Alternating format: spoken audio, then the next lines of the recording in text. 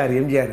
அப்போ தூங்காதே தம்பி தூங்காதேன்னு கூட நான் உங்களோட டைட்டில் தான் அப்படின்னு சொன்ன உடனே அவர் சொன்னார், தூங்காதே தம்பி தூங்காதேன்னு ஒரு படம் குழந்தைகளுக்கான ஒரு படம் எடுக்குன்னு நினச்சாராம் எம்ஜிஆர். அதுக்கு பாருங்கள் சொல்கிறார், அந்த அந்த அந்த குறிப்பு எதுவுமே தெரியும் தெரியல. அவர் சொல்கிறாரு, அந்த படத்துக்கு ஒரு கிராமத்தையே நிர்மாணிக்கணும்னு நினச்சாராம், செட்டு போகணும்னு நினச்சாராம்.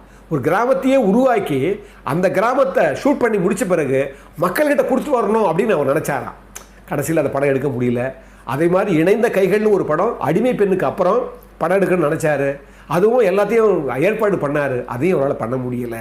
அது மாதிரி அது மட்டும் இல்லை, அதுக்கப்புறம் அவர் அமெரிக்கா போயிட்டு சிகிச்சைக்கு போயிட்டு வந்த பிறகு நான் போய் பார்க்குறேன். பார்த்த உடனே அப்போவும் நான் முதலாளின்னு கூப்பிட்ட உடனே, இன்னுமே என்னை முதலாளின்னு கூப்பிடாதீங்க, ஏன்னா நீங்கள் முதலாளின்னு கூப்பிடுவீங்க, உடனே என்னால் முதலாளின்னு கூப்பிட முடியாது, ஏன்னா அவரால் அப்போ பேச முடியலை. நான் உடனே மன்னிச்சுக்குங்கன்னு சொன்னேன், மன்னிச்சிடுங்க என்ன அப்படி சொன்னதுக்குன்னு சொன்னேன். உடனே அவர் சொன்னார்,